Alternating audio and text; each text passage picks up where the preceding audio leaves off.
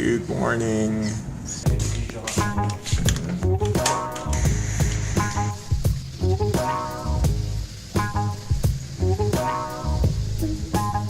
Maaga kami gising kanina para kumain rin na maaga. With PJ, napapasok mamaya. So, dito kami kakain. Alright, lugaw with chicharon tokwa.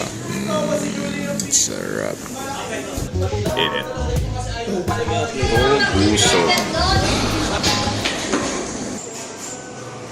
Alright guys, wait. Cut ulit. Alright guys. Welcome to Peter Revamps, and we are here at Starbucks. And I'm with PJ. Bakit? Huh? Nag-drawing siya, ayaw niya nang tapusin. Kasi hindi niya alam yung details. PJ, alam mo hindi drawing mo. Sa Cartoon Network yan ah. Sino to? Yung may aso. Yung may asong natatakot lagi. Tapos yun yung lola. It's up to Courage to save his new home! Stupid dog!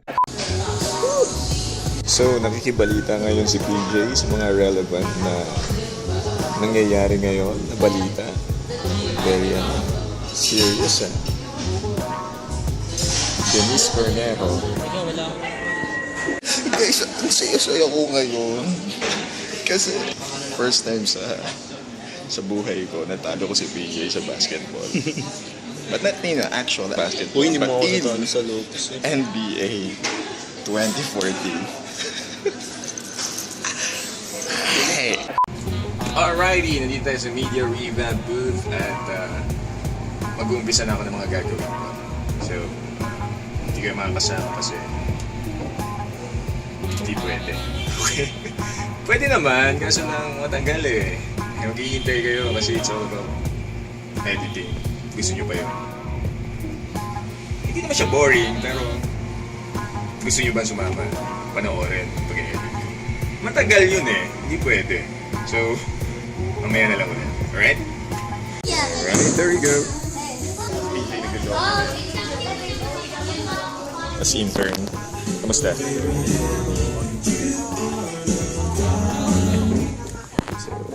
Dito kami ngayon sa C-Zone with C-Zone teachers here in Chiao, Yubao. Ito yung mga kuha ni PJ kanina. I-review lang natin. Mukhang okay naman. Alright, gusto kong batiin si Monique ng happy birthday dahil nandito ako ngayon sa C-Zone. Makikain si Kuya. Makikikain. Ang ulam nila ngayon ay pakbet. Ay, is that pakbet? Yes. Wow, luto mo? Mukha lang hindi. Mukha lang hindi. Pakbet na may manok.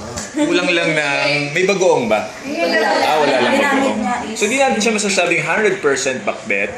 Wala to ba? 50% pakbet. Vitamins na nakuha namin dito, tsaka kahit ano yun. Sige, tikman natin. Kuya, sa loob kung ilang percent ang love ba kasi yung binigay doon niya? Love of pawis, dugo. Love, Kuya. Joke. Love. Oh, ilang percent love? What? Joke. 1% lang. Oh! 1% love. So, medyo maalat siya. Alright guys, welcome back to me. And welcome back to you.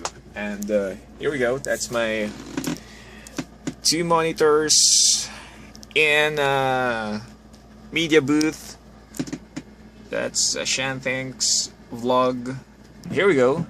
That's Phil Cook speaking in Liberty University. Napakaganda ng turo niya dito. Parinig ko lang sa inyo yung short video niya. It was about an angel who made a mistake. And to penalize him, God knocked him down a notch and made him human. He demoted him. He took him from being immortal to mortal. And my friend looked at the script and said, you know what, it's extremely well written, but it's not true. He said, it's not good theology. The truth is, angels look at human beings and long to know what it's like to be us. 1 Peter says, even angels long to look into these things. I love the Message version. It says, do you realize how fortunate you are? Angels would give anything to be in on this, what it's like to be human.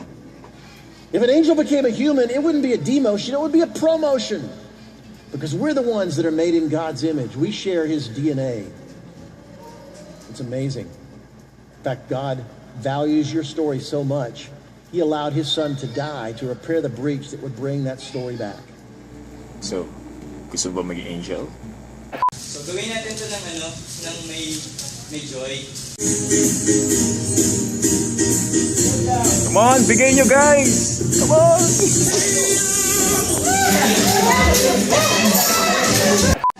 Para saan yan? Mimigay nyo? Baka din natin. Relief goods.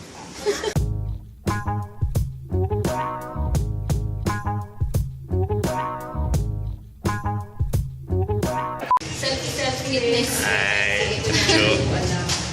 Alright. Galing lang namin sa Sulukan. Nagkaroon kami ng house visitation with Ate Merly, right? Sa team nila Tina with sino kasama nila? Vanessa. Si Vanessa and Joy. Van and Joy. Ay, marami talaga na-realize sa buhay. Pasariyas ko kayo, hirap ng Pilipinas. But I pray for them. Yan ang tinatawag na diskarte. By PJ. Pagdalaglag yan, ha? Okay, thank you so much for watching this video. My first ever whatever vlog. And kung gusto niyo mag-subscribe sa channel ko, Peter Revamps, click nyo lang ang subscribe. Ayan, thank you sa mga nakasama ko sa video na to, maging kay PJ na may hawak ngayon ng camera. Thank you so much, and watch out for more. Talk soon. PJ, huwag ka na mag-explain. Talo ka na kanina. Kinahabol lang kita. Kinahabol.